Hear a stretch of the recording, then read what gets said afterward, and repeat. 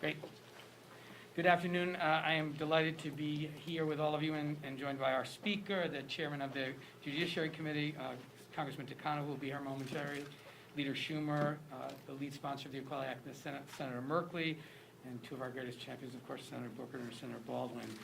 Today, the House will take up and pass for the second time the Equality Act, H.R. 5, and we are really excited to have the incredible support of President Biden and his commitment to make the Equality Act the law of the land. As you all know, our country was the first country founded on the principle of liberty and justice for all. And we have made progress in that quest. We've stumbled sometimes, but we've made some progress. But the LGBTQ community, while having made some progress, continues to be in this fight for full equality. In most states, members of the LGBTQ community are at risk of losing an apartment, being denied credit, being turned away from service on a jury, all because of who they are or who they love. Every American deserves respect and dignity, and it's important that the Equality Act become law because it will once and for all ensure that LGBTQ Americans can live lives free of discrimination.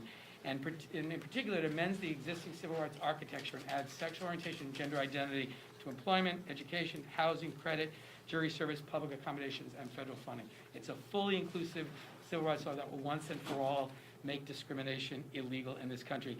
Finally, it's not a controversial issue anymore. 83% of Americans support anti-discrimination legislation for LGBTQ Americans. 68% of Republican voters. So this is not a controversial issue. We've built a coalition that ranges in everyone from the U.S. Chamber of Commerce to the ACLU and everyone in between.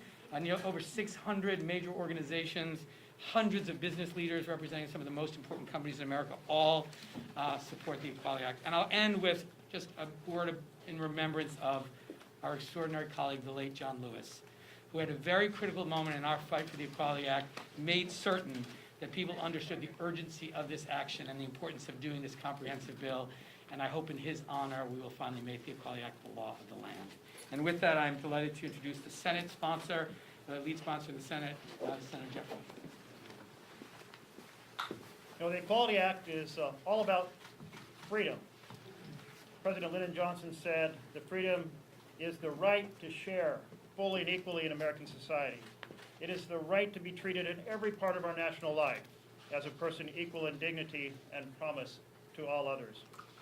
But today, LGBTQ Americans are not free. They do not share fully and equally in our national life. They are not treated as individuals equal in dignity and promise to all others.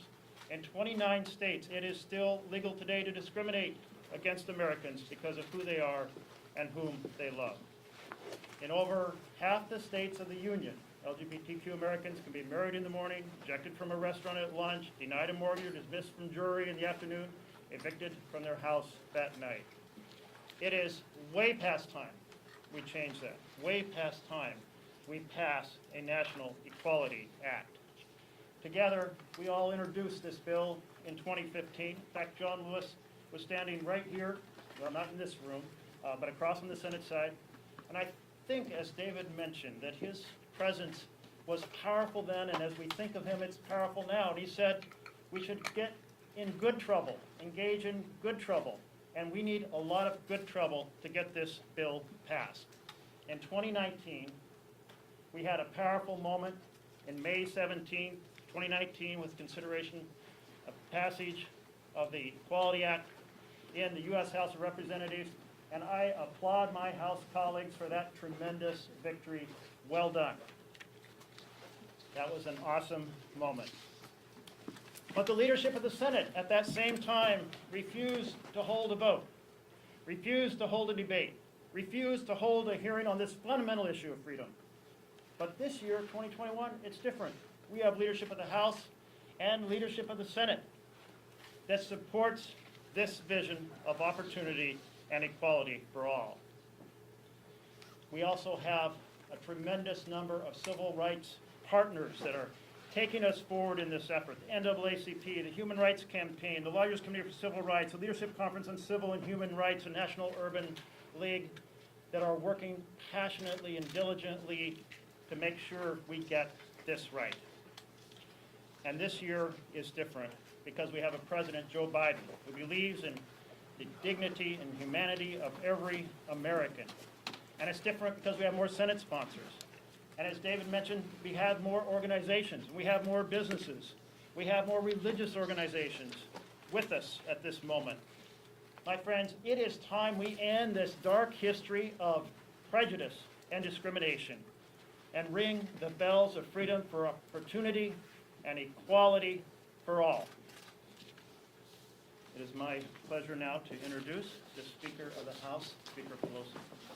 Thank you very much, Senator, and thank you for your leadership on this important issue. It's an honor to welcome you over to the House side. It's always a pleasure to welcome back the distinguished, now Majority Leader of the Senate back, Senator. It's a pleasure to be back. And even more of a pleasure with Senator Baldwin with you returning to the House. We always took such pride in her being in the House, and then when she went on to the Senate as well. And thank you for being here for this very special occasion for all of us. Senator Booker, welcome to the House, not necessarily back, but welcome. And it's an honor to be here with Mr. Takano, the chair of the Veterans Affairs Committee, but a leader in the Equality Caucus, and of course, our chair of the Judiciary Committee, Mr. Nadler, who has made so many things possible for us. It's an honor to be with you. David Cicilline is a person we're very, very proud of. And we thank you, David, for giving us this opportunity today, and to you, Senator Merkley. Senator Merkley referenced to when we were together 5 years ago. We were in the LBJ room, as a matter of fact, over on the Senate side, when this Equality Act was introduced. Senator Merkley, Congressman Cicilline were the lead sponsors, but as Senator Merkley mentioned, right there standing with them was John Lewis, and that was very important. Again, we stood there with an icon of the civil rights movement in a room named for LBJ, who had been the sponsor who fought for and signed the Civil Rights Bill. The Civil Rights Act is a pillar of freedom in our country. It is not amended lightly. So how proud were we to have our beloved, as I said, John Lewis and the Congressional Black Caucus with us on that day as they gave their imprimatur to opening up the Civil Rights Act to end discrimination against the LGBTQ community. The two sponsors of the bill have said why this is necessary. It shouldn't be necessary, but why it is necessary and why it's important for us to act. And as we remember John Lewis's life, we remember his words spoken at the Pride Parade. The Pride Parade in Atlanta, shortly after being diagnosed with cancer. We are one people, one family. We all live in the same house. And those words have been an inspiration to us. In closing, I just want to say that our two lead sponsors, Senator Merkley and Mr. Cicilline, talked about the outside groups who are endorsing this legislation. And I want to thank all of them. For some, it's the easiest thing in the world. For others, it took a level of courage and, shall we say, fortitude to go forward. But all of them, very important as we do our inside maneuvering to get as many votes as possible, hopefully as bipartisan as possible, the outside mobilization, so essential to bring have a drumbeat across America for freedom, for liberty and justice for all.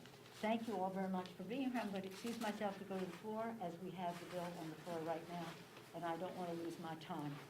I don't know who's in charge there, but I don't want to lose my time. With that, I'm very pleased to yield to the distinguished former member of the House, now Majority Leader of the Senate, Chuck Schumer, and a champion on this issue when he was in the House and now as a leader in the Senate. Welcome. Well, thank you, Speaker Pelosi. It's great to be here. I want to thank all of my colleagues. I want to thank my dear colleague, Senator Merkley, for his steadfast, unrelenting passion on this issue. He reminds us every day how we have to pass the Equality Act, because that's what America's all about. And Jeff has been a great leader here, and I thank him. Tammy Baldwin, of course, is one of our just outstanding senators who's been right by Jeff's side pushing this bill, and I want to thank all of the House sponsors and Senator Cory Booker, who is also at Mr. Merkley's side pushing this legislation. And I want to start by addressing head-on some of the despicable comments made by a few Republicans about trans people. Their attacks on trans people in the transgender community are just mean, and show a complete lack of understanding, a complete lack of empathy. They don't represent our views, and they don't represent the views of a majority of Americans. Their despicable comments just make my blood boil with anger. If I didn't have a mask, you could see my teeth gritting. But that's why we're here today, to talk about the Equality Act. That's why we need it, because of the hate out there that gets in the way of the great American dream of equality. In many ways, the story of America has been about making those words true for all Americans. That's what brings us here today, to reintroduce the Equality Act in the Senate. Essential, urgent, long overdue, that will move us closer to a society where all Americans are equally treated under the law. Even today, the signs of discrimination based on sexual orientation abound. From education to housing to family planning, from the workplace to adoption to immigration. Discrimination against LGBTQ+ people remains a serious problem that demands Congress's attention. Congress must pass the Equality Act so that LGBTQ+ Americans will no longer have to face discrimination in some of these most basic areas of life. This legislation is personal to me. Just 6 years ago, LGBTQ Americans like my daughter won the legal right to marry who they love. The Equality Act would make sure she can continue living her life with her wife with the security and dignity of knowing she won't face basic discrimination because of who she is. So proud of them, so proud. Now, no American should ever face discrimination because of who they are and who they love. When the Equality Act passed the Congress last year, it was a bipartisan vote. Yet for years, Leader McConnell buried the Equality Act and other common-sense bipartisan House-passed bills in his legislative graveyard. Those days are over. Those days are over. Now, with Democrats in the majority, the Senate will have the opportunity to act on this critical civil rights legislation. I will use my power as Majority Leader to put it on the floor, and let's see where everybody stands. Let's see where everybody stands. I'm hopeful that just like in the House, the Equality Act will get Republican votes and pass the Senate with bipartisan support. And of course, we now have an ally in the White House with President Biden, who's promised to make the Equality Act a priority. Discrimination against LGBTQ Americans should be over once and for all. And Democrats will fight tooth and nail to make sure that that happens. And now I'm going to turn it over to a dear friend, a fellow New Yorker, who whenever it comes to civil rights is at the forefront, Congressman Gerald Nadler. Thank you very much, Chuck. First, let me begin by thanking Congressman Cicilline for his leadership on this landmark legislation, and thanking Speaker Pelosi for her steadfast support of this legislation. The Equality Act represents one of the most significant opportunities we have had to expand civil rights in this country in many, many years. For a long time, whenever the LGBTQ community came to Congress, it was to defend their rights, from the Defense of Marriage Act to Don't Ask, Don't Tell. Even when we considered ENDA, there was a major discussion as to whether we can include protections for transgender people.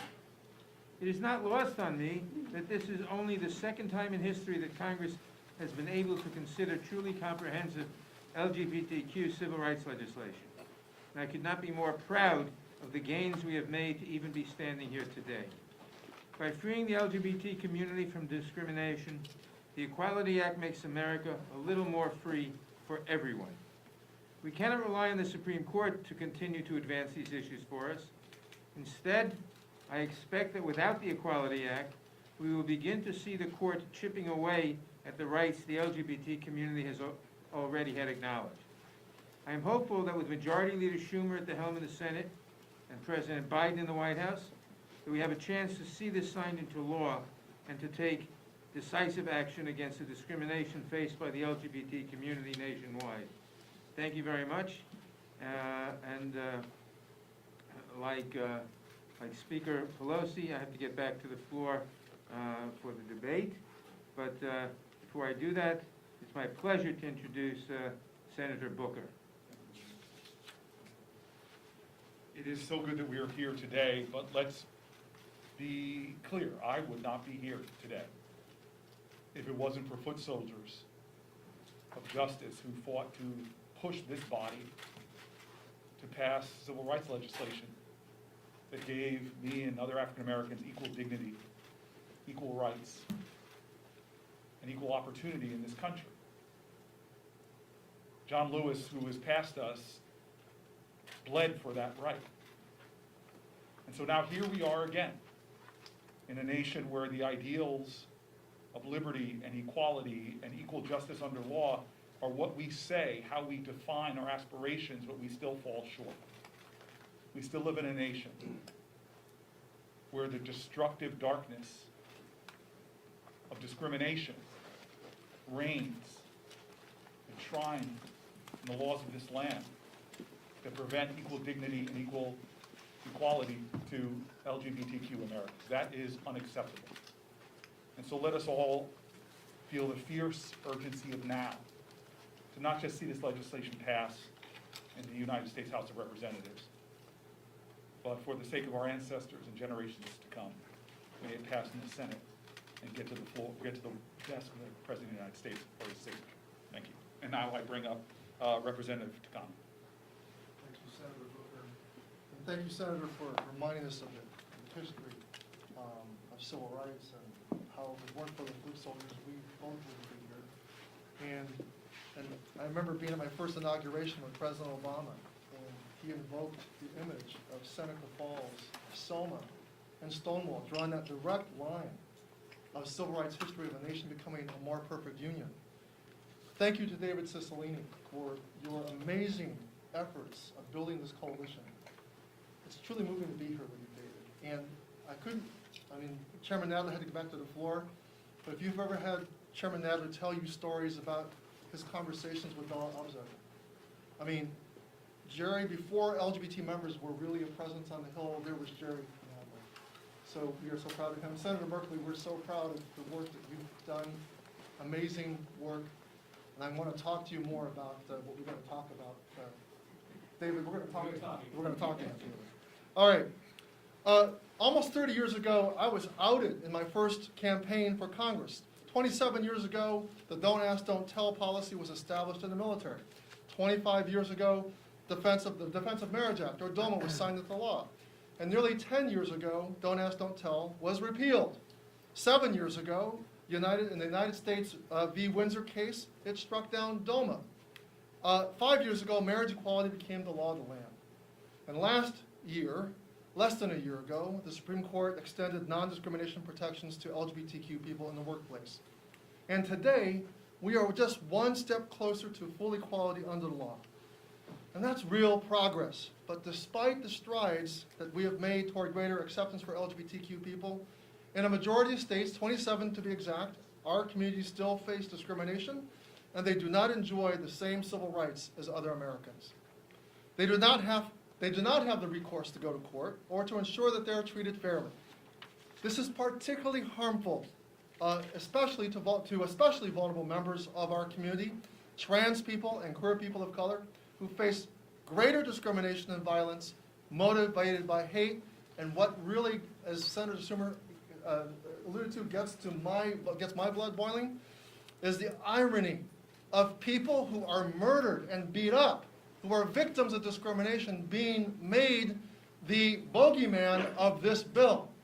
How insidiously ironic is that the opponents of this bill are using the people who are victimized the most, who need the protections of this bill the most, as the argument against passing this bill. How absurd is that?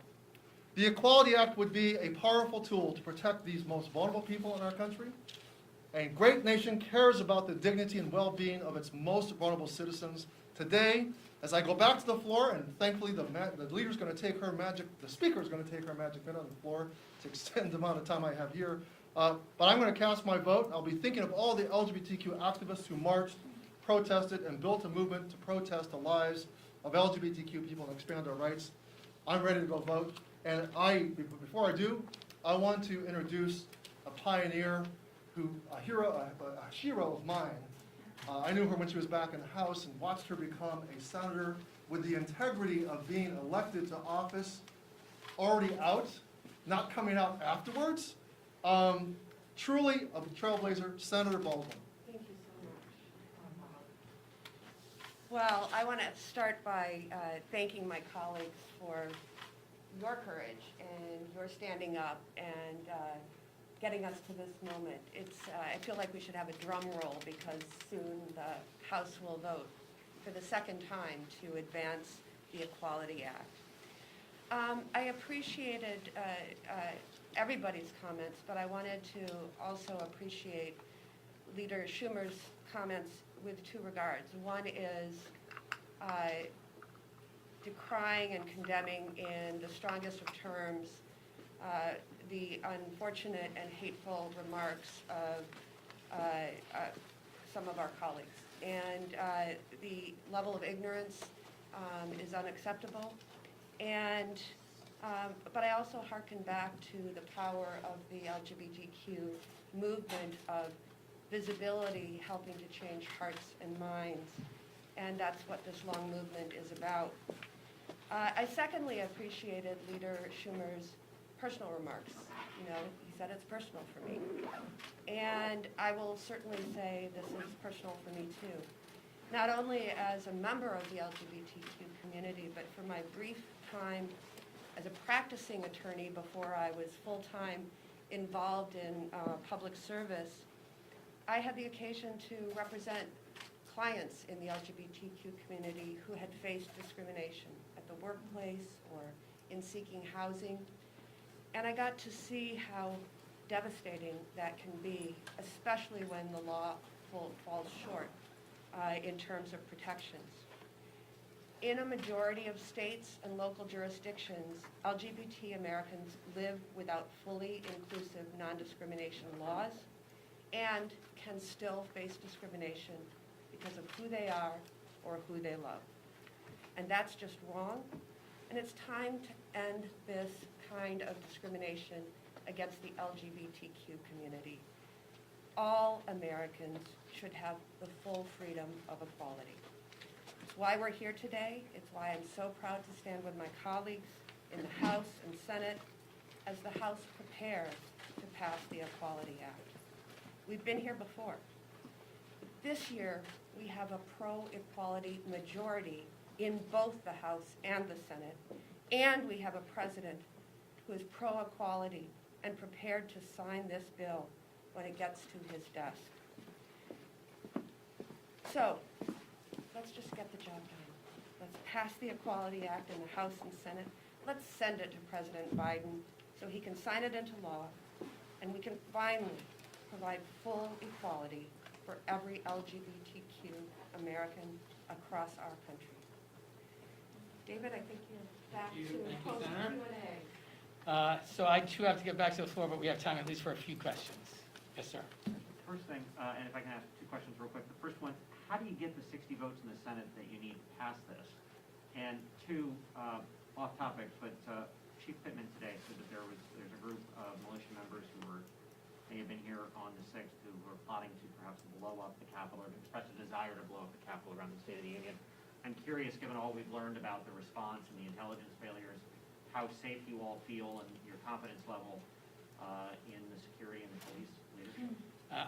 I'll defer responding to that at another time if that's okay, because I need to get to the floor. I hesitate to speculate about the Senate, but I'll just say one thing before I invite one of the senators to say. But you know, it's the good old-fashioned way. We're going to make our case. Our community is going to advocate with members of the Senate, and we're going to work hard till we get the votes necessary to pass it. There's no shortcut for it. you know, this is really an instance in which the Senate of the United States has to catch up to the American people. As I mentioned, it's overwhelmingly supported, Republicans, Democrats, and Independents, by 83% of the American people. Another poll shows a majority of voters in every single state in America support non-discrimination protections for the LGBTQ community. So the biggest challenge we face is a lot of people think it's already the law. When you tell them that someone can, you know, get kicked out of their apartment, be denied service in a restaurant, or not be allowed to serve on a jury because of their sexual orientation or gender identity, they can't believe that's true. And that's because it doesn't comport with our basic understanding of fairness and equality in this country. So there's not a shortcut. We're going to work hard and get the votes, and obviously the senators will have some tricks up their sleeve about how we do that. You know, your question immediately assumes that Republicans will insist on cloture, 60 votes to close debate.